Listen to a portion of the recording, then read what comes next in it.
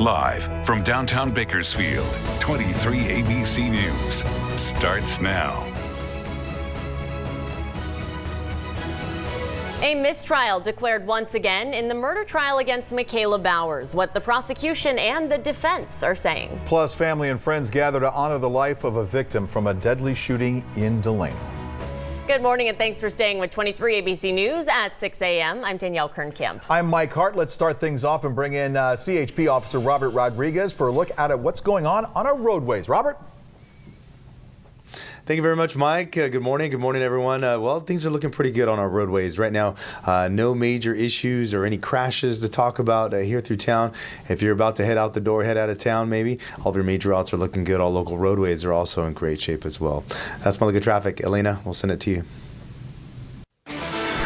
All right, Robert, thank you. Let's take a look at today's pattern, showing us that dry weather is dominating. But look at this cold Canadian air still digging down into the area. So, yeah, we have clear skies, but we also have freezing temperatures as expected for most of Kern County to wake up to. Now, officially at 32 at the airport. Outlying areas much colder, like those 20s in Buttonwillow and Delano. 35 in Arvin. They were at freezing for a couple hours this morning. Look at the 10-degree mark that we have in Fraser Park at this hour. 17 in Lebec, 23 in Tehachapi. Even the 20s for Kernville and Wolford Heights to wake up to. So as we climb later today, you see sunshine across the board, some low 50s for a couple hours this afternoon. It's about the same as yesterday, and we'll talk about another freeze for tonight coming up. Topping our news in this hour, the jury in the Michaela Bowers murder trial has reached an impasse, forcing the judge to declare a mistrial in this case. Monday, the judge set a new trial date for March 16th. Bowers is charged with first-degree murder of her boyfriend of 25 years and Jay's Place chef Ray Ingram. The prosecution arguing that Bowers killed Ingram in a fit of rage over his ongoing infidelity. The defense, however, saying this case is one of self-defense and that Bowers shot Ingram after he chased her while screaming, quote, "I'm going to kill you." This mistrial coming less than a year after a jury deadlocked in Bowers' first trial. Defense attorney David Torres said he thinks the jury in this case had a difficult time understanding some of the key issues. So I believe that this is a case from a difficult human perspective for people to understand. And again, if you tried this 10 times, you could probably hang another 10 times but in various different ways. Now, after Monday's proceedings, the attorneys got the chance to speak to the jurors to find out why they had difficulty coming to that agreement. The prosecution saying they plan to evaluate that feedback as they move into the third trial.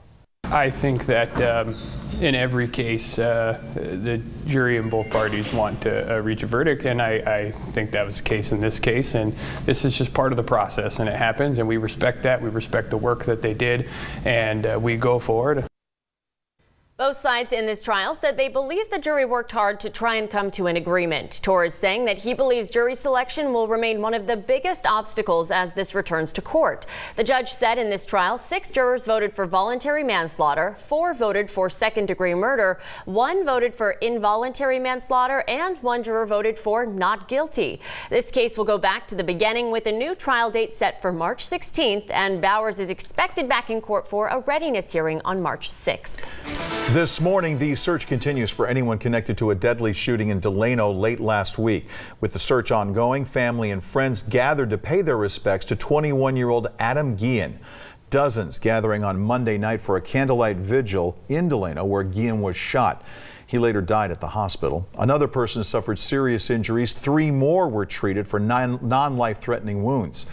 Guillen's mom, Lydia Salazar Rodriguez, was at Monday's vigil talking about her son. They've taken something from me, and I can never retrieve that.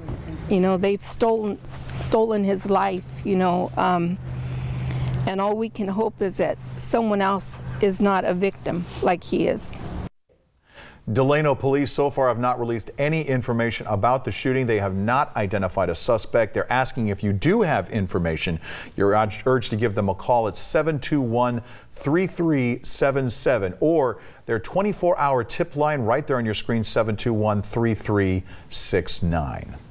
California Pizza Kitchen will be holding a Pizza with a Purpose fundraiser today for fallen LA County Sheriff's Detective Amber Leist.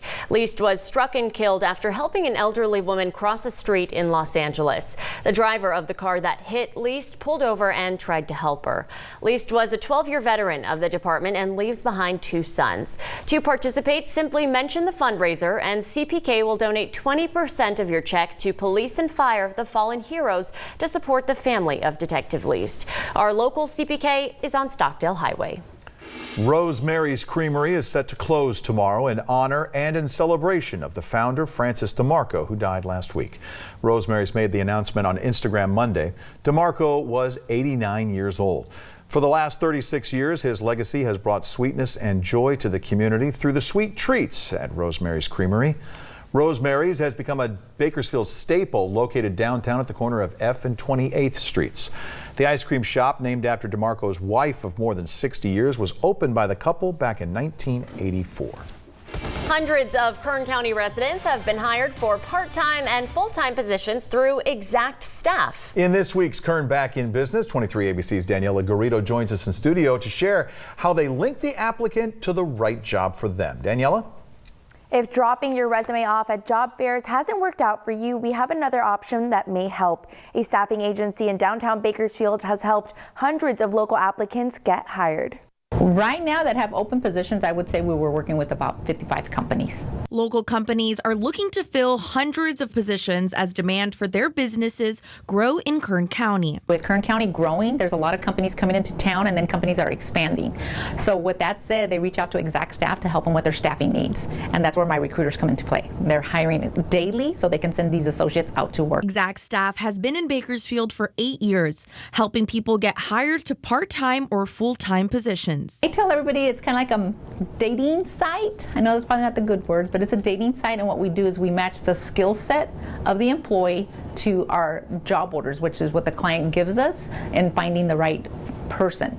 The staffing agency works with companies in different fields of work, including medical, legal, and financial. The best advice I can give them is come fully prepared on what you are looking for. We're not just a staffing service. We are literally trying to find you that career.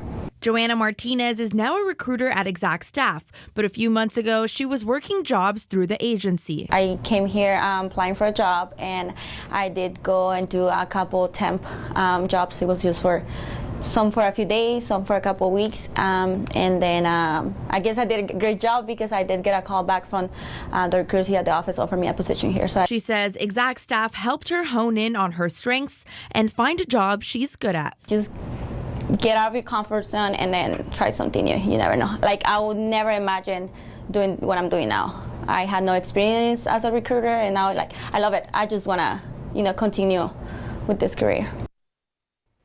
Exact Staff works on an appointment and walk-in basis. Their offices are located at the Bank of America building on Truxton. For more information, visit our website, turnto23.com. For Kern Back in Business, I'm Daniela Garrido, 23 ABC News, connecting you. The Kern High School District wants you to join the Open Your Heart to Foster Youth Valentines Drive. KHSD has partnered with the county's Network for Children's Dream Center to collect much-needed clothing and supplies for foster youth. KHSD says, quote, many of us are blessed with having basic daily necessities that often the foster youth in our community go without. Throughout the month of February, the district is collecting donations at their district office. That's located at 5801 Sundale Avenue. You can drop those off Monday through Friday from 7:30 a.m. to 4:30 p.m. or at the Dream Center on 19th Street. And in just 2 days, KHSD will unveil the brand new aquatic complex. The Kern Aquatic Complex will support local and regional competitive events for swimming, diving, and water polo programs. It's the first aquatic facility built by the district since opening the BHS swimming pool in 1919, which was later demolished in 1938. KHSD says it will include a high-quality stainless steel pool design, a diving and warm-up pool, and covered stadium seating for over 500 people. The ribbon-cutting ceremony is Thursday afternoon at 7301 Old River Road.